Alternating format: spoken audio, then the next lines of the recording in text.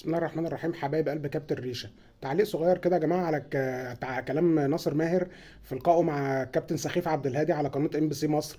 لما كان الكابتن ناصر ماهر بيقول لك ايه بقى يا سيدي، ان هو في الاهلي كانوا رفضوا يودوه بيراميدز وخلوه يروح فيوتشر عشان ما يبقاش مع عبد الله السعيد في فرقه واحده، فبالتالي كده هيقوي المنافس وبتاع، وقعد يقول ويهري كتير امبارح.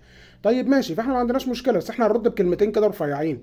يعني انت فاكر يا ناصر يا ماهر ان انت لما تكون في بيراميدز يعني هيبقى تأثيرك جبار قوي وهتكسب البطولات كلها مع بيراميدز؟ يا ابني ده عبد الله السعيد كان بيلعب جنبه بلاتي توريه، وبيلعب جنبه وليد الكارتي، وقدامهم زربيح لعيبه كده كلهم احسن منك، ومع ذلك ما خدوش اي حاجه يا ابني. يعني بس ما شاء الله طبعا، هو ما شاء الله يعني بيتميز بالعقليه الزملكاويه الجباره. الراجل بيقول لك بقى يا سيدي ان هو شايف في الزمالك كميه اساطير مش طبيعيه. بيقول لك فرق مصر كلها فيها نجوم لكن الزمالك فيها اساطير. فالكابتن سخيف عبد الهادي بيقول له تفتكر مين يا كابتن ناصر؟ يعني قصدك ايه بالتحديد؟ قال له طبعا انت عندك الاسطوره شيكابالا، طبعا انا بعشقه من صغري بعشقه يعني. فبيقول له كابتن شيكابالا. فانا بس بسال سؤال، هو كابتن شيكابالا اسطوره باماره ايه يا جماعه؟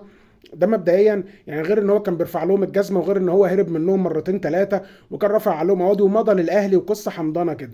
وبيقول لك ايه بقى يا سيدي، ان طبعا قال لك اسم الكابتن محمد عبد الشافي وده اسطوره، انا ما عنديش اي اعتراض، كفايه اخلاقه طبعا. فالكابتن محمد عبد الشافي بره الحسبه، ومعاه عبد الله السعيد، فانا ما عنديش اعتراض بقى ان هو يسمي ان عبد الله السعيد اسطوره، برده ما عنديش اي مشكله خالص.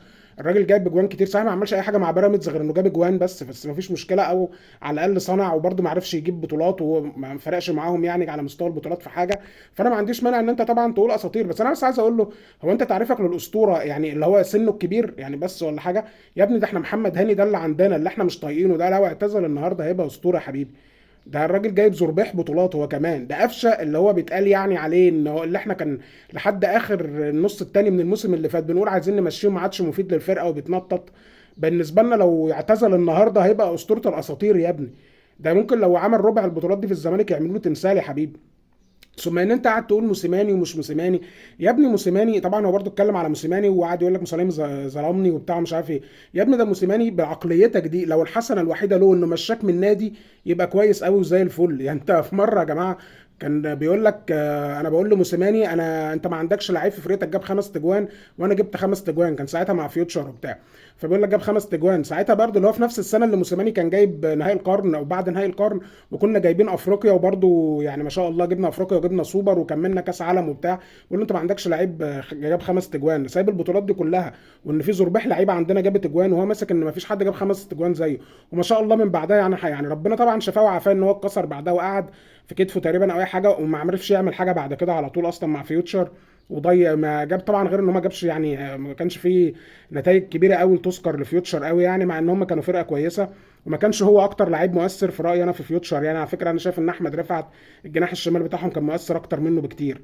لكن ما فيش مشكله برضه يا جماعه، كل واحد يهري. لكن انا ما شاء الله العقليه الزملكاويه، بقول لك ايه بقى يا سيدي، ان هو اتعلم من والده رحمه الله عليه، انه كان والده زملكاوي، وان هو دايما بيشوف مع اصحاب والده يقعدوا مع ناس اللي هم زملكاويه فيطلعوا كلهم سبحان الله بيفهم في الكوره. فيعني ما شاء الله الواد ده عقليته حلوه، والواد ده هيكمل في الزمالك بالمنظر ده.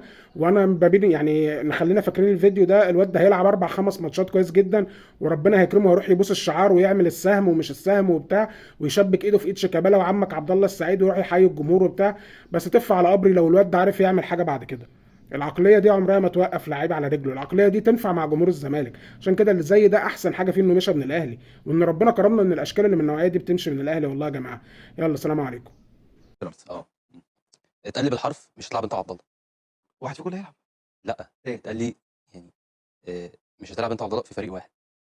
فما فهمتش ليه يعني. اه فراح لقيت يعني الشخص يعني قال لي يعني مش هينفع اتنين امكانياتهم جامده، هو كده كده ده المنافس بتاعك فاكيد مش هروح اقوي المنافس. قلت له طب ما انت عارف لما انت هتقوي المنافس اه كتير.